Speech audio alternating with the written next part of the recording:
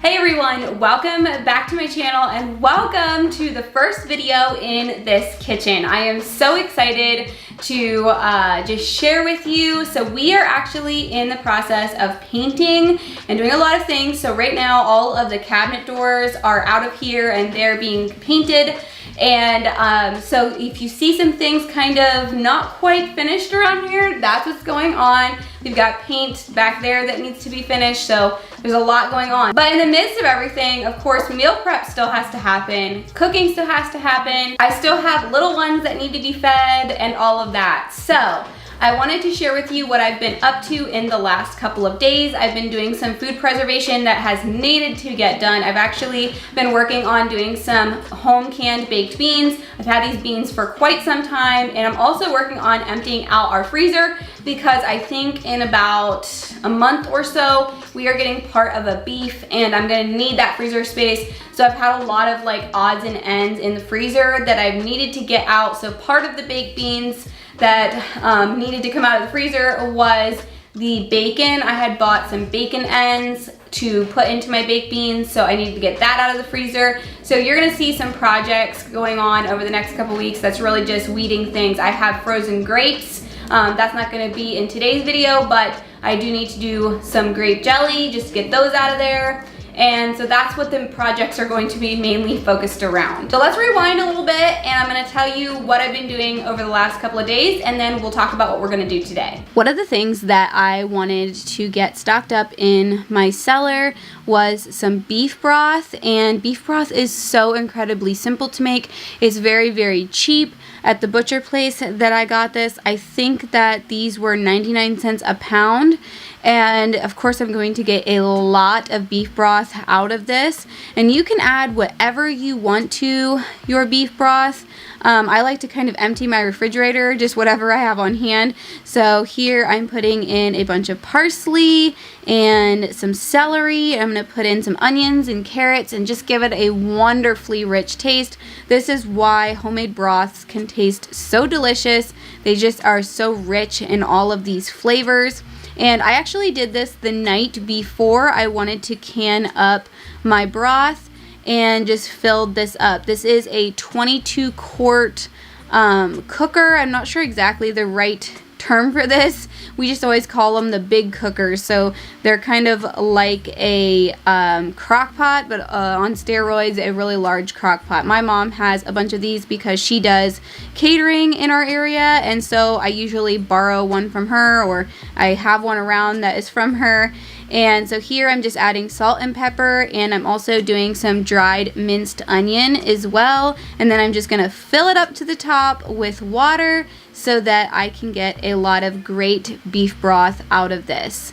And then also the night before I wanted to do a bunch of this, I soaked a bunch of beans, and I'm going to be making homemade baked beans like I said earlier.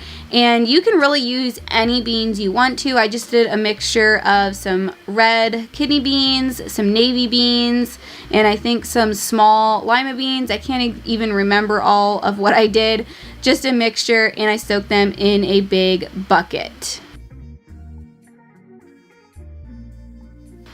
So this is amazing. Overnight, they absorbed all of that water and filled the entire bucket, and soaked beans just cook a whole lot quicker. So that's why you soak them. And then here is all the bits and pieces out of my broth that I scooped out with a large strainer before starting to do the smaller straining of it. So whenever I do my broth, whether it's chicken broth or beef broth, and you all may have seen this in a video before, I keep cheesecloth on hand. I use it for a lot of different things, and this is one of the purposes I keep it on hand for.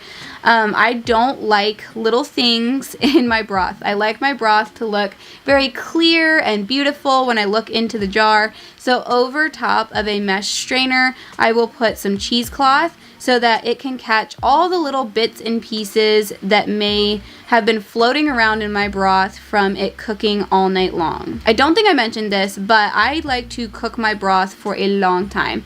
I would say at least 12 hours if I can't get even 18 or 20 hours out of it. I like a really, really rich broth, and it also makes it almost more like a stock or a bone broth.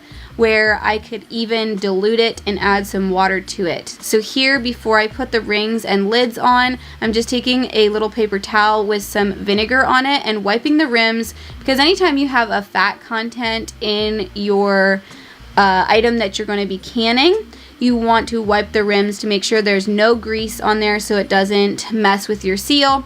And then I also like to actually can my broths in pint size. I almost prefer that over a quart size, because a lot of times a recipe will call for 2 or 3 cups, and so it's nice to just have a smaller size. So here I have my little helper, Hazley.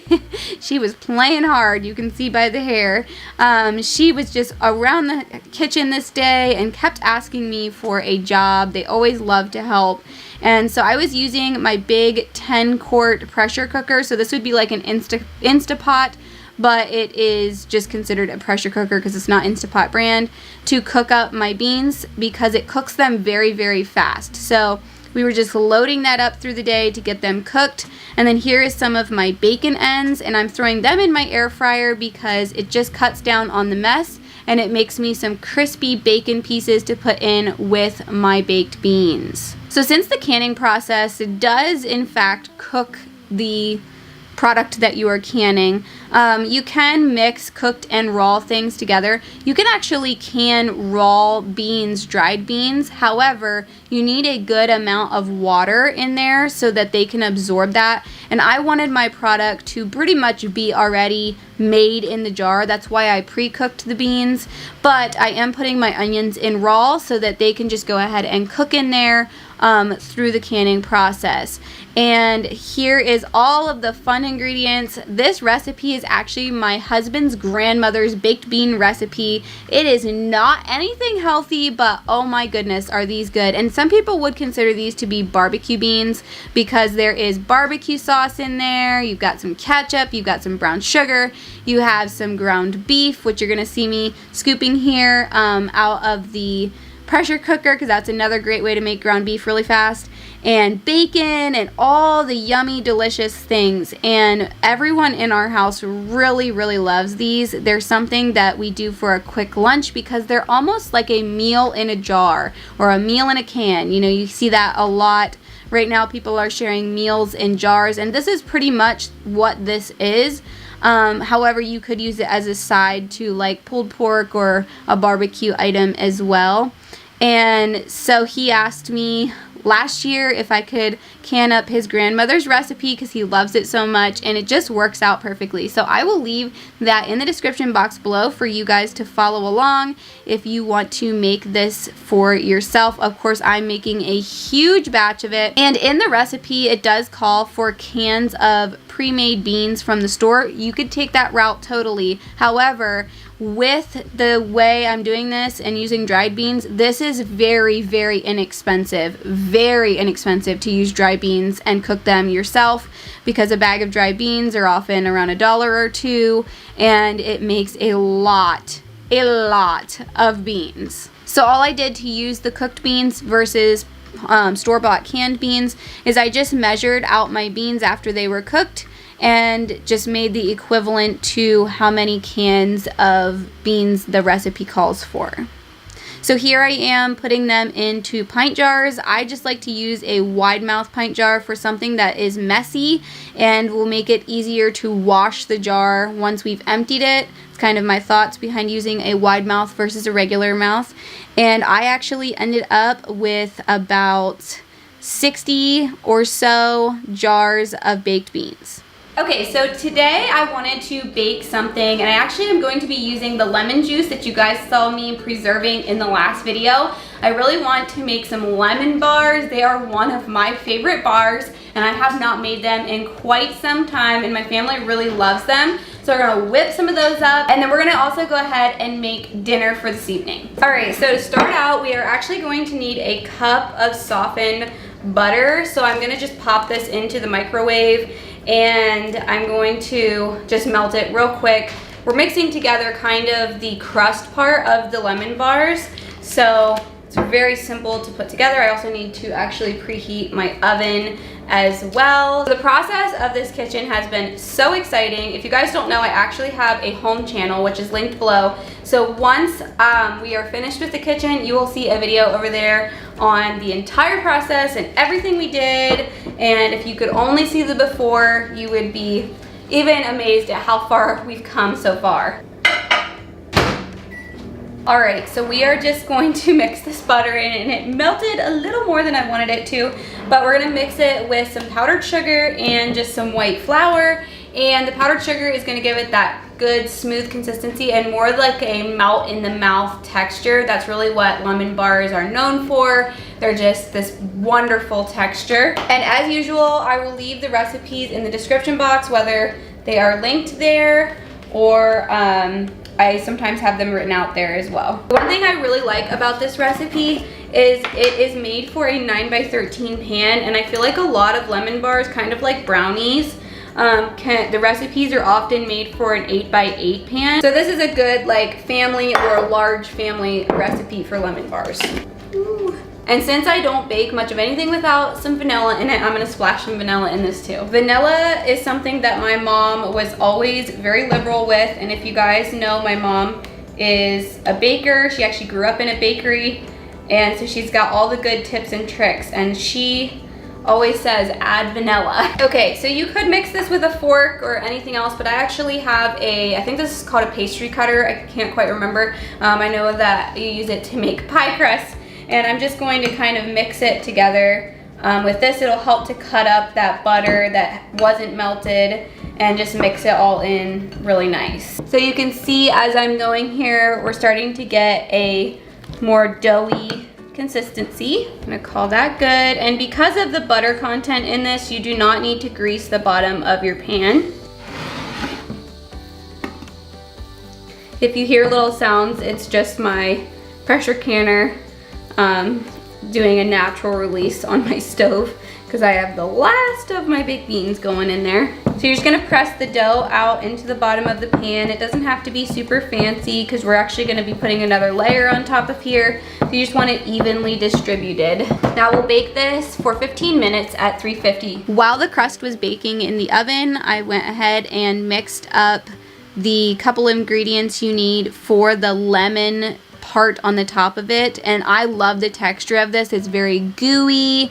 It's just got a wonderful texture. So there you see me getting some of the lemon juice out that we popped into the freezer last week, and you all did that with me. And this is just one more recipe. I know a lot of you are requesting that I share how we make lemonade with that, so I will do that sometime soon. But this day, this is how I'm using it. So once you have the eggs and everything all whipped up here and the crust comes out of the oven, I like to wait till the crust is just a little bit brown around the edges. That kind of tells me that it's baked fully through. You just go ahead and dump that next layer on and pop it back in the oven. Okay, so our lemon bars are done and out of the oven. They have this kind of like bubbly top to them, which is actually gonna get covered up with some powdered sugar once they're cut into squares, but we're gonna let this thing completely cool in the refrigerator so that we can enjoy this after dinner tonight. So for dinner, I'm going to be making a very, very simple broccoli chicken casserole, and we're gonna do it all from scratch. The original recipe actually called for cans of cream of chicken soup, but I actually don't keep that in my house on a normal basis. So if I get it, it's usually because I'm making something for a meal that I'm taking somewhere else, or you know, maybe for a quick meal. But I don't have it in my house today. So we're gonna start out with dumping 2 bags of frozen broccoli, again, kind of working on emptying out my freezer, into my Dutch oven here. We're gonna get this steamed up. We're only gonna steam it for, or like cook it for about 5 minutes. And while that's happening, we're gonna go ahead and mix up our cream of chicken soup on the stovetop. I love this recipe because it uses frozen broccoli. I know that fresh broccoli sometimes can be a little pricey in store, so being able to use frozen broccoli versus fresh is a little bit of a money saver. Now now I'm gonna go ahead and show you all how to make a cream of chicken soup. Now you could use mushroom as well. I've done water and I've cooked up mushrooms kind of in place of the chicken broth, as you're gonna see here. So it's basically some butter and some flour, some milk, and then chicken broth and a little bit of salt and pepper, and that is about it. This is so easy. It doesn't take long. It really only takes a couple minutes on the stove to thicken up, and you're good to go. And you don't have to use the store-bought cream of chicken soup. Again, this recipe will be in the description box. Now we are just going to assemble everything, which is going to be really fast and easy. But wasn't that incredibly easy to make cream of chicken soup? I love it because I know every single ingredient that went in it. It's with my homemade chicken broth, and so it's got great salt in it. I use the pink Himalayan salt, and I just don't have to keep it on hand because I have all the ingredients on hand all the time, and it really only takes like 5 minutes to make. So I'm going to scoop out the steamed or lightly boiled broccoli here. But before I do that, I actually need to grease my 9x13. So I'm going to use my handy little oil dispenser thing here that I know so many of you have and love. I know like over Christmas time, a lot of you got these and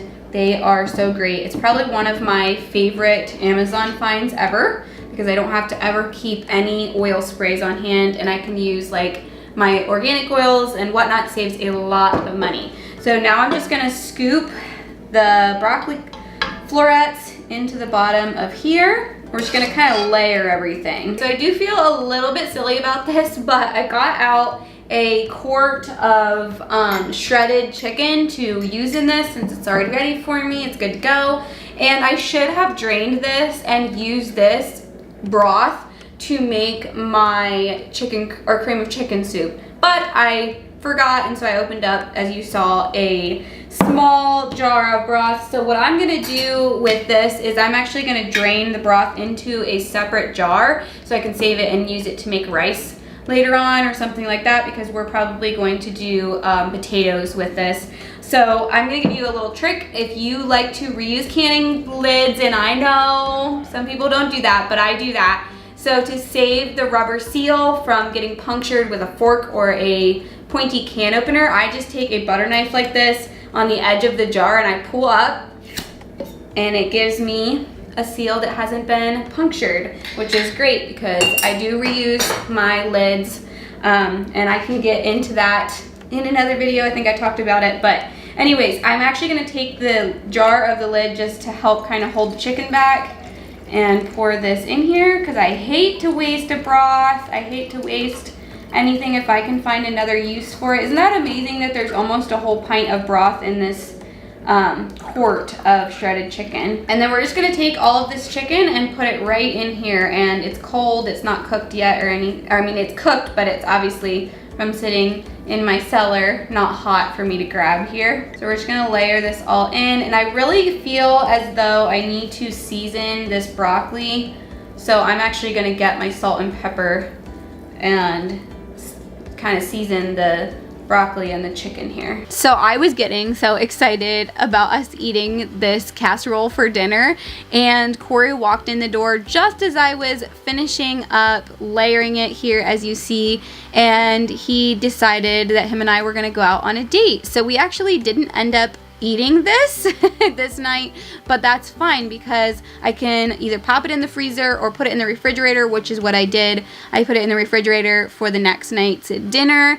But that's what's great about meals like this, is that they're ready to go no matter when you want to use them, and this would make an excellent freezer meal. I don't think I mentioned this, but there's also some mayo that goes in with the cream of chicken soup, just to give it a nice rich flavor. And then you're gonna layer some cheddar cheese on top of that. I love cheddar cheese with broccoli. That combination is so delicious. And then you can go ahead and use breadcrumbs and mix it up with a little bit of butter to top it off. But I didn't have any on hand, but I did have some Ritz crackers. So I just put a sleeve of those into a bag and crunched them up just to give a nice little crunch on top of this casserole. And like I said, we'll be serving this with potatoes and maybe a salad of some kind. I had to show you the end results of the lemon bars. We actually gave some of these to our neighbors as well. and they are just so delicious. The girls have been loving them. They have that nice tart pop, especially for warmer weather months. Hey friends, so it's actually the next day and I'm about to go run a few errands. I thought I would take you along with me. I'm gonna try to incorporate more of just normal everyday life like I used to in a lot of my videos. But I did not mention this in any other talks I had about this new house than where we're living and stuff, but it is very rural, it's far out, and we do have internet here. We can pretty much do everything. Like I can do my editing, I can we can like watch Hulu or Netflix or anything like that, but I cannot upload from here.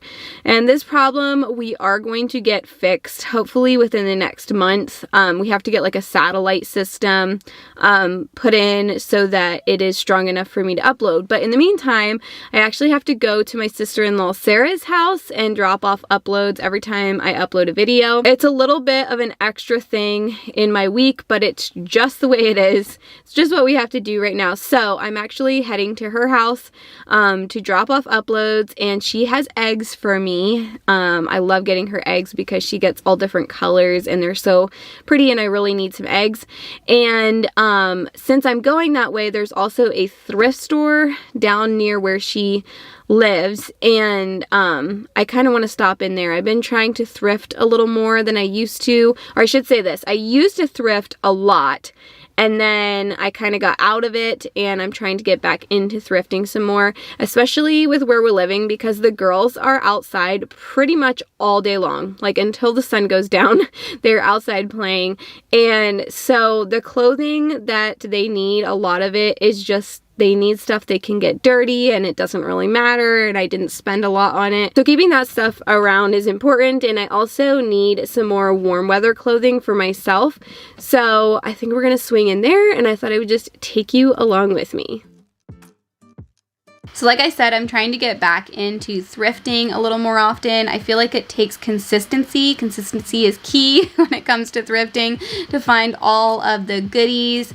And we have several different thrift stores in our area. Here I'm showing you this mug I thought was so cute. They had some little gems even though I didn't need them. I've been on the hunt for a different glassware set, and this one was really cute, but the glasses were just a little too small for me. And I wanted to also show you, here is some canning jars.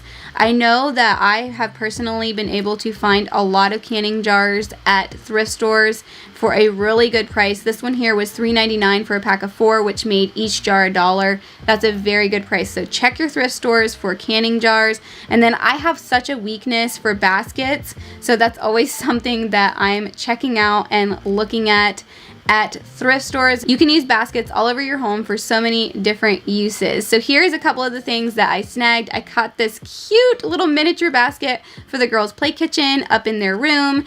And then I found this little treasure basket. This was for Hazley. Each of the girls have been able to thrift a treasure basket, and Hazley was the only one that didn't have one. So we found this one for her, for all her treasures. And then I grabbed these other 2 baskets just for odds and ends, things to store in my cabinets, and they just work for so many different things. I always find a good use for them. And then I also found this really cute dress. I'm so excited about this. It's gonna be a fun summer dress. I love the colors. So thanks a lot for hanging out with me today, you guys. If you're new here, don't forget to subscribe. I'd love to hear your feedback on this style of video that I did today. And don't forget to leave a comment, give this video a like, and I'll see you guys in the next one.